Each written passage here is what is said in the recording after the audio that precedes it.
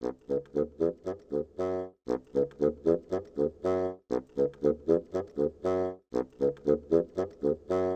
araw, sa buhay ng magkaibigang si Colonel at si Bubuyog. Bubuyog, kamusta ba ang buhay-buhay? Ayos naman ha.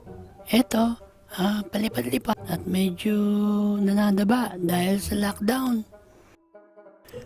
Kamusta ba ang mga negosyo mo? Okay ba? Malakas ba ang benta? Kahit lockdown?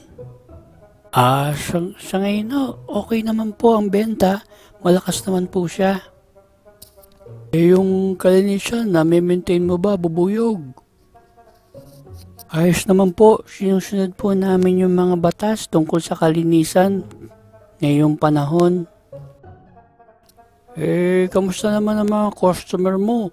Malakas ba ang benta? At nakakarami ka ba sa araw-araw? Oo. Ayos naman po. Ngayon po, kahit konti lang ang kumakain sa amin, masarap pa rin ang mga sinaserve ko mga pagkain. At marami pa rin pinapaligaya ang mga tao sa buong mundo. Mabuti yan, Bubuyog. At masaya ako at napapanatili mo ang kasarapan ng mga pagkain binibigay mo sa mga tao. At kinagagalak ko na marinig yan. Nako, sana po, opo nga, matapos na mga nangyayari sa buong mundo at ang lahat ng tao ay maging malakas at maligaya at kumakain ng maraming manok.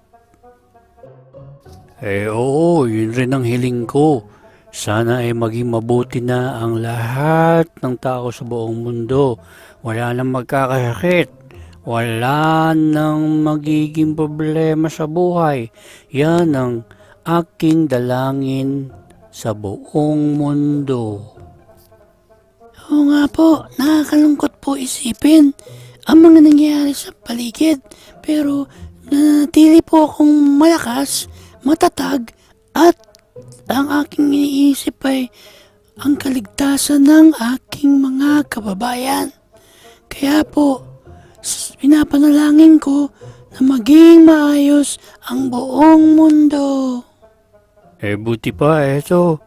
Kumain ka ng manok ko, tikman mo at nang masarapan ka naman dito sa dala-dala kong manok. Bilang kaibigan mo, kailangan tayong magtulungan at maging maayos ang ating serbisyo sa buong mundo.